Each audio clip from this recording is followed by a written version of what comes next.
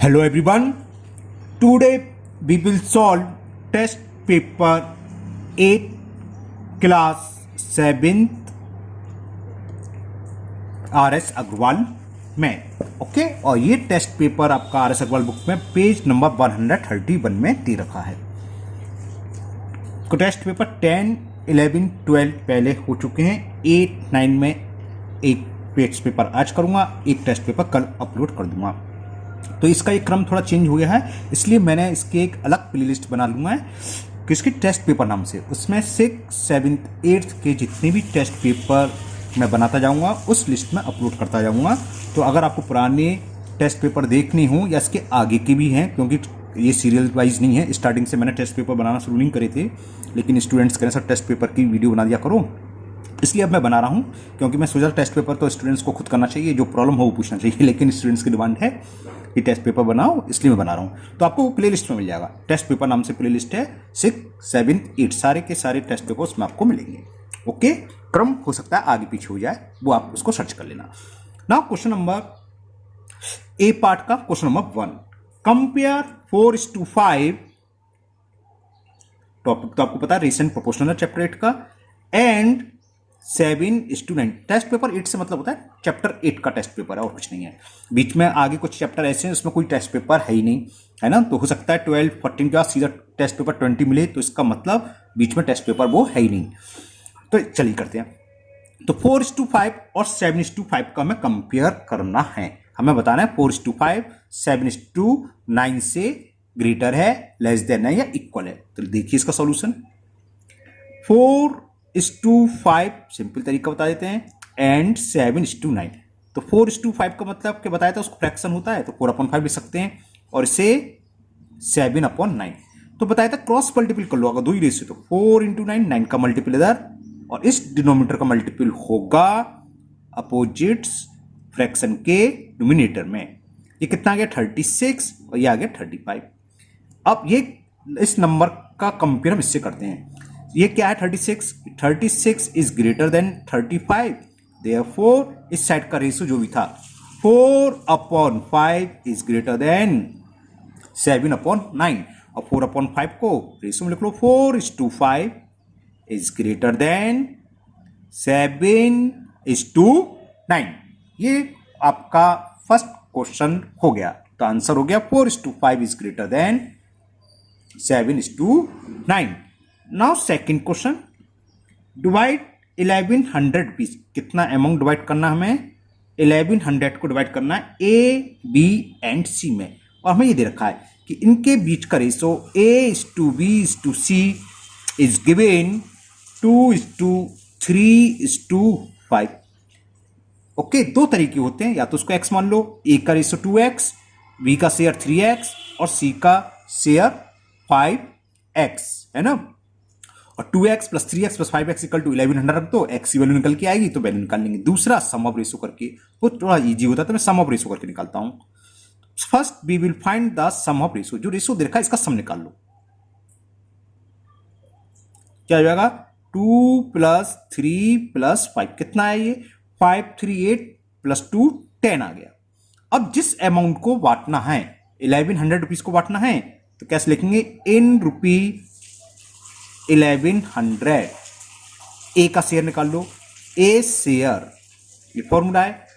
Total amount जिसको बांट रहे हैं वो 1100 रुपीज है, इनटू एक का रेशो, जो एक का रेशो रखा ए फर्स्ट है, फर्स्ट नंबर रेशो क्या 2, अपॉन सम ऑफ रेशो, 0 से 0 कैंसिल, तो एक का अमाउंट आ गया, जो एक का शेयर है 220 rupees, it is the share of A. इसी तरह सेम बी का निकाल लो, इन 1100 रुपीज, बड़ा करूं थोड़ा, दिख रहा होगा वैसे तो, और जूम कर दे रहा हूं लो। ओके, अब तो ठीक है। तो इन 1100 रुपीज बी शेयर, बी का क्या शेयर होगा, टोटल अमाउंट कितना है 1100 इंटू वी का रेशो कितना है 3, अपॉन सम ऑफ रेशो, ये तो सेम आएगा, ये संख्या तो सेम आएगी, केवल ये तो चेंज होगा, अमाउंट वही रहेगा, सम ऑफ रेशो भी सेम रहेगा, ये चेंज होगा। 0 से 0 कैंसिल, 11 3 जा 33, तो 330 रुपीज किसका शेयर हो गया, बी का। सी का निकालो सेम, इन 1100 रुपीज सी शेयर, सी का शेयर कितना है 1100 और सी का रेशो कितना है यहाँ पर लास्ट में 5 into 5 upon sum of ratio 10, 0 से 0 कैंसिल, तो ये आ गया 550 रुपीज। ओके, तो ये हो गए ए, बी और सी के रेशो, और उम्मीद है मुझे आपको अच्छे से समझ में आ रहा होगा। Now next question number 3, so that the number, हमें ये शो करना है 25, 36, 5 and 6 are not in proportional. तो ये पता है क्या, प्रोडक्ट ऑफ एक्सट्रीम निकालो, प्रोडक्ट ऑफ मीन्स, यानी कि प्रोडक्ट ऑफ एक्सटर्नल टर्म और प्रोडक्ट ऑफ मिडिल टर्म। अगर ये दोनों इक्वल आते हैं तब तो ये प्रोपोर्शनल होते हैं, और अगर इक्वल नहीं आते तो ये प्रोपोर्शनल नहीं होंगे। दूसरा तरीका, फर्स्ट टू टर्म का रेशियो निकालो सिंपलेस्ट फॉर्म, और लास्ट टू टर्म की, अगर ये इक्वल आते हैं तब तो प्रोपोर्शनल में है, अदरवाइज नहीं। तो मैं निकालता हूं प्रोडक्ट ऑफ एक्सट्रीम। सॉल्यूशन इसका देखो, सॉल्यूशन यहां से, product of extreme, first term और लास्ट टर्म, यानी कि फर्स्ट और फोर्थ टर्म जिसे बोलते हैं एक्सट्रीम कल कराते हैं। 25 इंटू 6 कितना आ गया 150। अब निकालो प्रोडक्ट ऑफ मीन्स, यानी कि मिडिल टर्म, इस दूसरा शब्द होता है means. Product of means 36 into 5 कितना हुआ 5 6 जा 30, 5 3 जा 15 और 3 18। अभी दोनों इक्वल तो नहीं आए, तो लिखोगे सिंस प्रोडक्ट ऑफ मीन्स या प्रोडक्ट ऑफ एक्सट्रीम, पहले कुछ भी लिख सकते हो, ये आपकी मर्जी है, मीन्स से पहले लिख सकते हो, is does not equal, does not equal बोलते हैं इसे, है ना, यानी कि दोनों इक्वल नहीं है, is does not equal to product of means, तो therefore 25, 36, 5 and 6 are not in proportional, are not in proportion।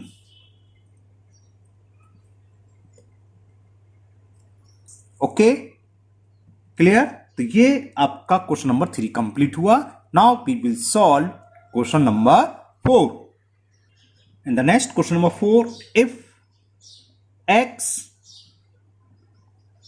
18 and 108 are, इसलिए लिखोगे सिंस, ये कंटिन्यू प्रोपोर्शन में दे रखा है तो हमें x की वैल्यू फाइंड निकालनी है, तो लिखोगे since x 18 and 108 are in continue proportional,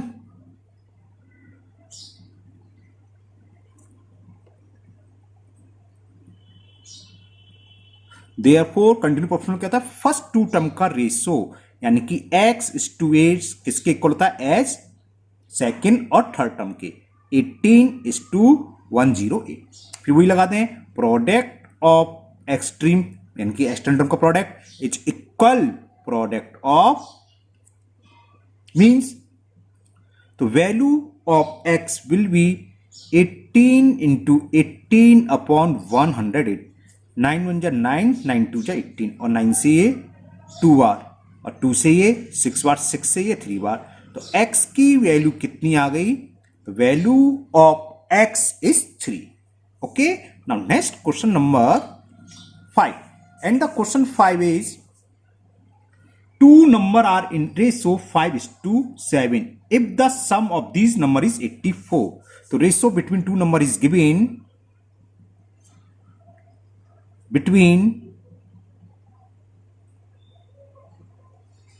is given 5:7। इसका सम भी दे रखा है कि इनका सम दे रखा है 84, तो फाइंड द नंबर। तो वही एज्यूम करेंगे, let the first number 5x, second number 7x। तो सबसे पहले एज्यूम कर लो, let the numbers are 5x and 7x according to question। ATQ का मतलब तो बताइए, according T मतलब to question, इन दोनों का सम, यानी कि first number 5x plus second number 7x, सम ही तो होता है, और ये हमें गिवन है इज इक्वल 84। ओके, तो इसको निकाल लो, सॉल्व कर लो। x वैल्यू 5 प्लस 7 कितने होते हैं भाई, 12x इज 84, तो x की वैल्यू कितनी आ गई 7, कैसे? 12 से हम करेंगे डिवाइड, 12 1 जा, 12 7 जा। ये तो x निकला, लेकिन हमें x थोड़ी ना फाइंड करना, हमें तो नंबर फाइंड करना है। फर्स्ट नंबर क्या है? 5x, तो x की वैल्यू पुट कर दें, 35 होगी। तो लिखो first number is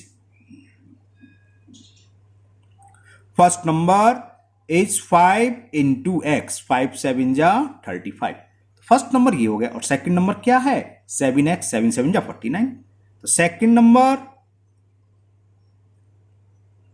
is equal 7 into x and the value of x is 7, 7 7 ja 49. It is the solution of question number 5. Second number का निकालने का एक तरीका ये भी था कि दोनों का सम 84 देखा, तो आप 84 में से 35 सब्ट्रैक्ट कर दो, तब भी 49 आएगा। ऐसे भी आप कर सकते हो सकता है किसी ने ऐसे कर रखा हो तो बिल्कुल सही है। Okay, now 6, the age of A and V are in the ratio A is to V हमें गिवन है, ratio between the age of A and V 4:3। 8 years ago their age were in the ratio 7:10, find their present age। तो पहले तो हमें जब ratio देखा तो मान लें लेट द प्रेजेंट, ये प्रेजेंट एज में, present age of age 4x year, B is 3x year. जब कभी भी रेशियो में होते हैं तो न्यूमेरिकल वैल्यू वो लेते हैं, इनके साथ सेम कांस्टेंट और लगा देते हैं। हमने कई बार बताया है ना, क्यों लगाते थे? क्योंकि हम डिवाइड करते हैं जब x x कैंसिल हो जाएगा, 4:3 आ जाएगा। तो फर्स्ट पहले हम एज्यूम कर लेते हैं, let present age of A is equal 4x years, और बी की कितनी होगी? 3 है, तो 3x ईयर, एंड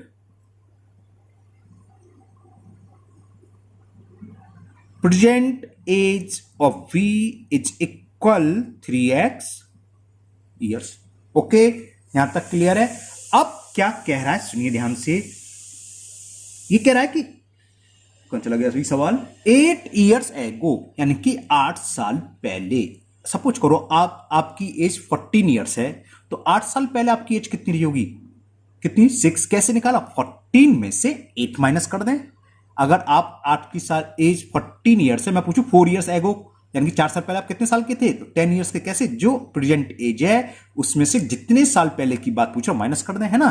तो ये 8 साल पहले की पूछ रहे हैं, तो 4x में से 8 माइनस कर दें, वो ए की एज हो जाएगी, और इसमें से 8 माइनस कर दें, बी की जाएगी। तो लिखो एज, ए कुछ ज्यादा पीछे हो गया है ना, मिला के लिखना, एज ऑफ ए बिफोर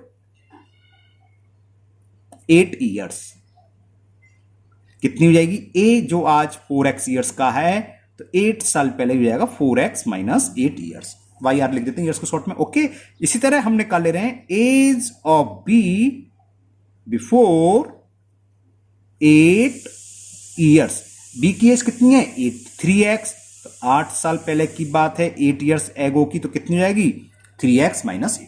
अब अकॉर्डिंग टू क्वेश्चन इनके बीच का जो रेशियो दे रखा है, रेशियो मतलब अपॉन ये दे रखा है, तो लिख लो age of A upon age of B before 8 years. ये हमें गिवन है कि 8 साल पहले जो इनकी एज थी उनकी एज के बीच का रेशियो 10:7 है, यानी कि 10/7। ये बात समझ में आ गई? बताओ, जब ये समझ में आ गया तब तो हो ही गया, है ना। हमने प्रेजेंट एज मान लिया, यहां तक ठीक है।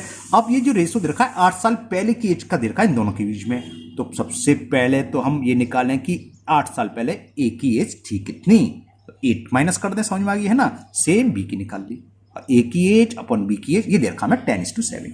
अब तो हमें क्या करना है?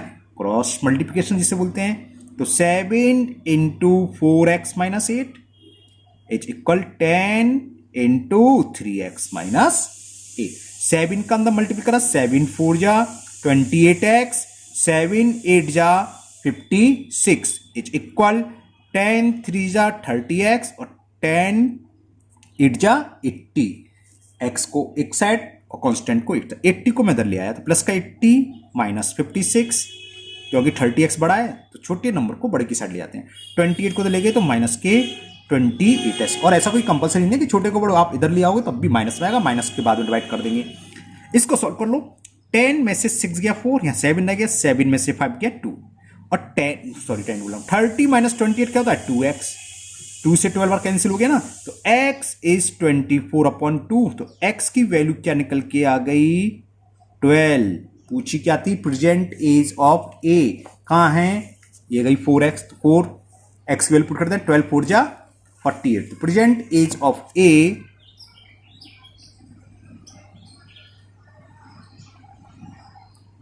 4 इंटू एक्स, तो कितनी हो गई 48 ईयर्स। इसी तरह हम प्रेजेंट एज ऑफ बी निकाल सकते हैं, तो प्रेजेंट एज ऑफ बी वो है 3x, तो 3 इंटू 12 36 ईयर्स। तो these are the present age of A and B. Okay, समझ में आ गया ना अच्छे से। Now next question number 7। Now question number 7, if a car covers 54 kilometer in 1 hour,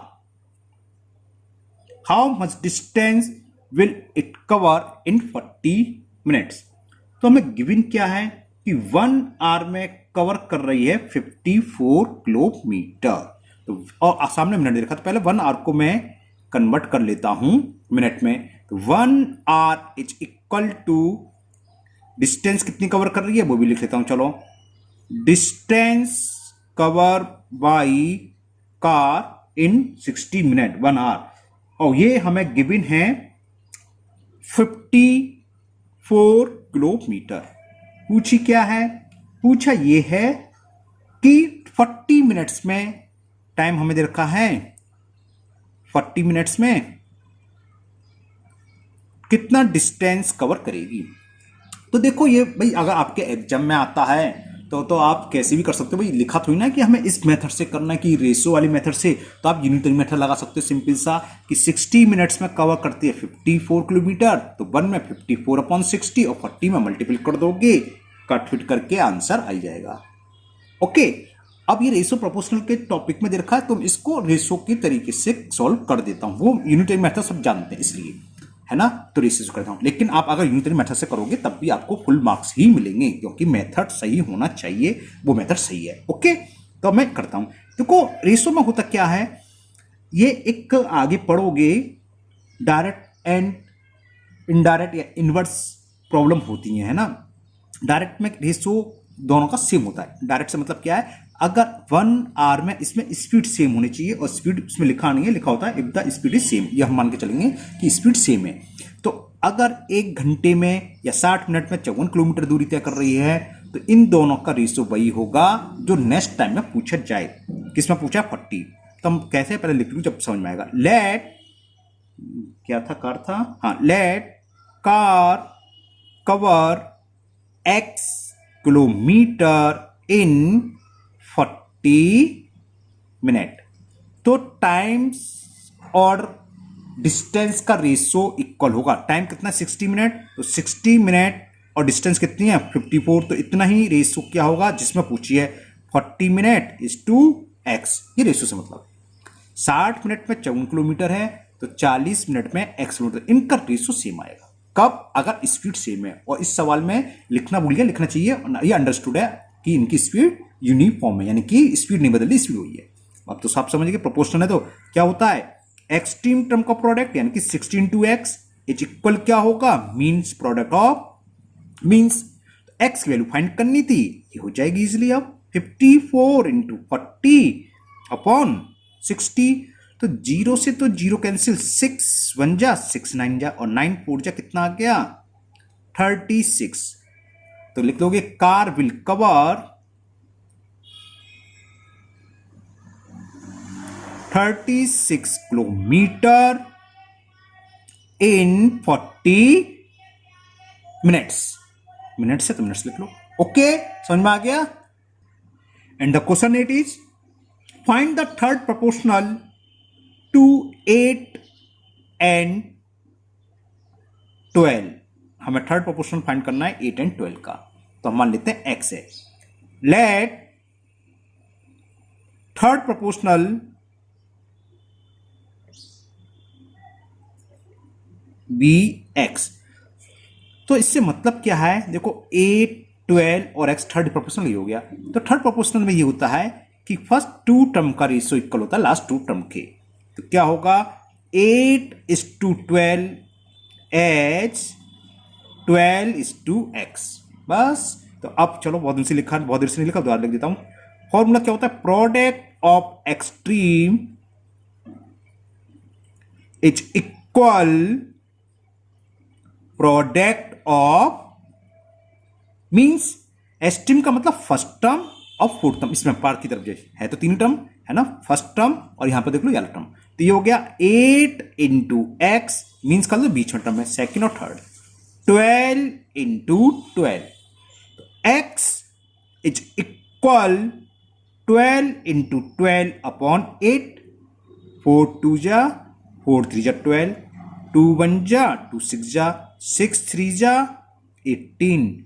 तो value of x is 18। x क्या था, थर्ड प्रोपोर्शनल, तो ये आंसर हो गया कि थर्ड प्रोपोर्शनल विल बी 18। तो लिख दीजिए आप कि third proportional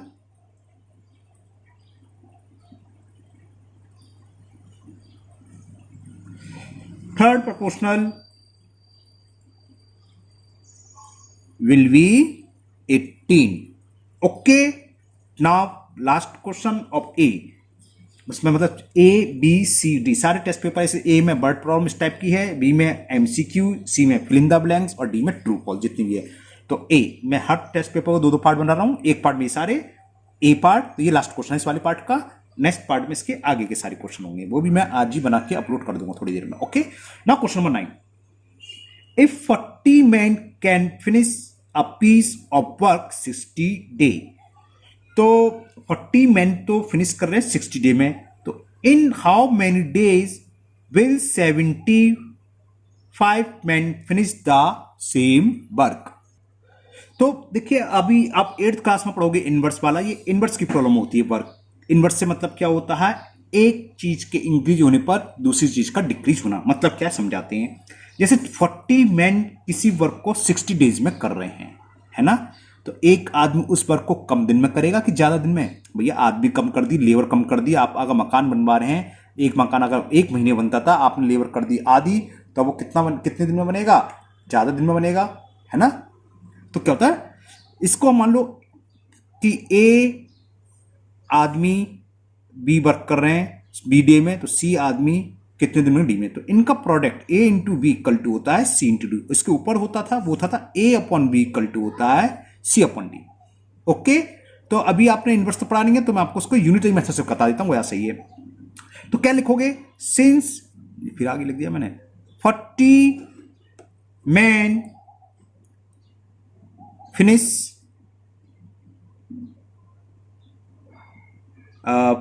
finish a work, short में लिख दे रहा हूं, इज इक्वल कितने डेज में, 60 डेज में। ये कुछ नहीं है, तो मैं आपको समझाने के लिए ध्यान नहीं देता हूं, फिर लिख देता हूं। तो वन आदमी कितने में करेगा, तो 1 man will finish a work, किताब जानते हो हम क्या करते थे, 1 के लिए 60 डिवाइड करते थे, लेकिन यहां रिवर्स होगा। क्यों रिवर्स होगा, समझ लो 40 आदमी मिलकर 60 दिन में, तो एक आदमी हटा दी तो वर्क क्या होगा, ज्यादा दिन में हो, और ज्यादा के लिए मल्टीपल, तो ये 40 यहां आएगा।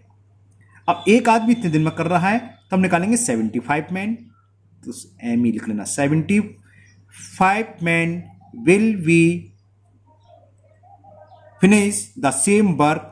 अब क्या हुआ, एक आदमी इतने दिन में 75, तो कम दिन में करेंगे, ज्यादा आदमी तो कम दिन में करें, तो कम के लिए डिवाइड से बोलते हैं, बस ये आंसर आ जाएगा। 15 5 जा 15 4 जा 5 1 जा 5 8 जा 8 4 जा कितना हो गया, 32 डेज, यानी कि 75 men उस वर्क को, सेम वर्क को कितने डेज में करेंगे, 32 डेज में। ओके, तो आज के इस वीडियो में इतना ही है। इसके आगे के पार्ट हम नेक्स्ट वीडियो बना लेंगे, उसका टाइटल हम देंगे टेस्ट पेपर 8 पार्ट 2, और इसको टेस्ट पेपर 8 पार्ट 1 से मिलेगा आपको। ओके, फिर मिलते हैं नेक्स्ट वीडियो में। Thank you, have a nice day.